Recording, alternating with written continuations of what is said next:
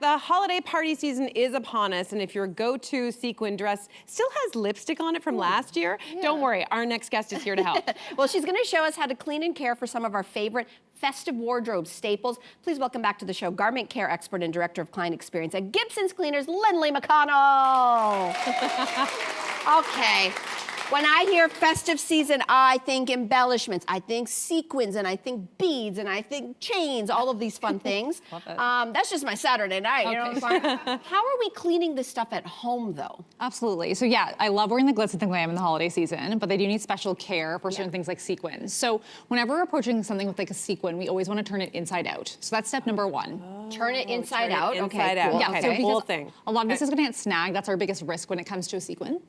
We're also going to use a mesh bag. So I like putting my items anytime inside a mesh bag. It reduces agitation, it reduces friction in the cleaning cycle. Okay. We're going to use the hand wash or the gentle cycle, and we're always going to use cold water. And I'll get into that a little bit later. Okay. So there's not a lot of water left over in the gentle cycle. So when you take it out, if there's any excess moisture, squeeze your item, get rid of any extra water, never wring, we're just gonna stress the fabric.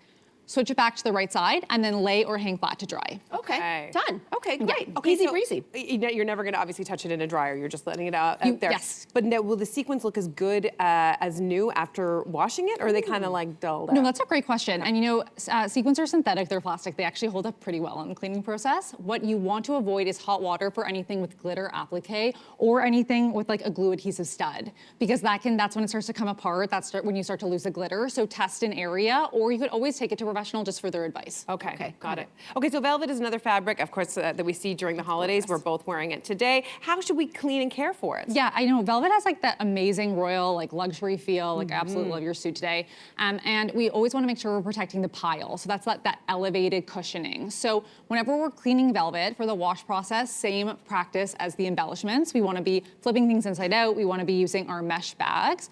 But when it comes to the drying, very specific. Never iron velvet. Never iron velvet, okay. You need a special ironing board called a needlepoint board, which none of us have in our homes. Instead, we are gonna use the steamer. So again, we've put this into the wash inside out. Oh, okay. And then I like to steam velvet from the inside out first to start, just to be extra gentle. Okay, so, and why are you doing that? Is it just because? To protect the pile. So protect the pile, if you've ever seen velvet becoming discolored, that's because it's actually been crushed. So, you know, sometimes like heat and friction, there's a lot of parkas right now that are velvet.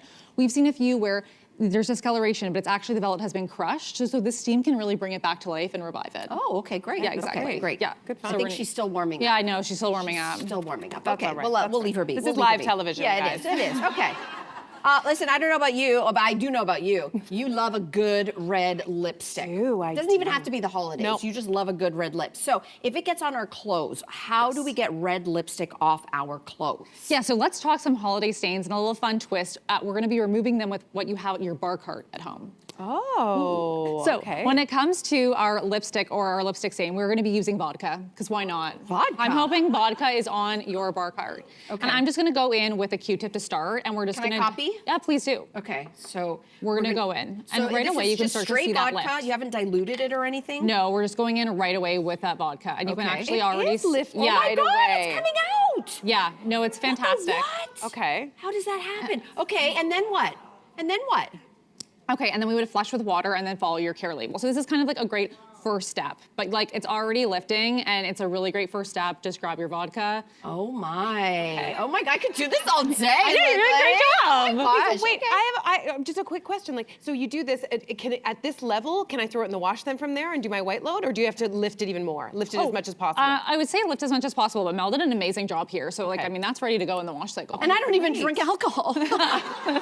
Okay, so we know things can get a little crazy around the chocolate fondue pot. So how do we remove? Is it just me? How do we remove chocolate from our clothes? Yeah, so you know, chocolate is like oil, wax, sugar. It gets in like spots. We definitely don't want it on the back of our pants. Yes. That's for sure. Could look like something else. So what I have here is a dull knife. We're just gonna scrape those excess bits. Our bar cart helpers today are gonna be our lemon juice and some club soda. Okay. So again, going in with a Q-tip here. We have a nice freshly cut lemon, and we're gonna go in with that lemon juice to start to lift up that stain. And why does that? Why does it just? Why? It's no.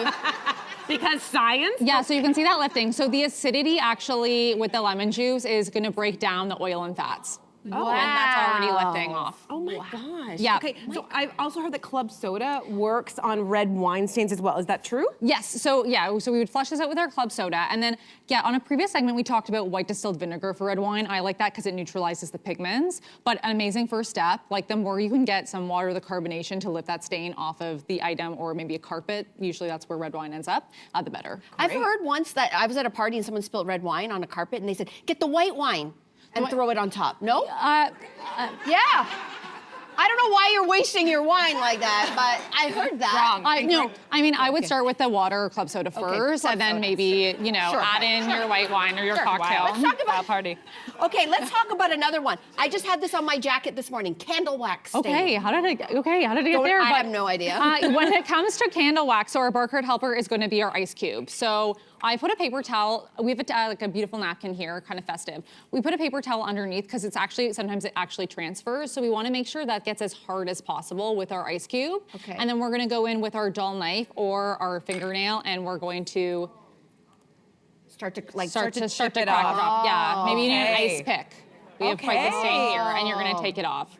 Got to work with it. Could you just throw it in the fridge or freezer maybe, or? I love that idea. Yeah. Okay. Okay, I love that. So it'll come up, it'll lift a little bit easier after that. Exactly. Okay. Exactly. Lily, before we let you go, you actually have some preventative party hacks for us, starting with what? This Tights. Yes, yeah, tights. so I hate when tights snag. It totally ruins an outfit if you're trying to get ready in a hurry. So going off of our freezer theme, if you actually put your tights in the fridge or freezer for 8 to 12 hours ahead of time, it's going to contract the fabric. Okay. So when you take them out, 20 minutes before you get ready, so it's not too chilly, they're gonna prevent snagging. Okay. Yeah, Amazing. I love this trick. Who knew? Wow. That's great. Well, that's all we've got time for, but that is great. I love that tip.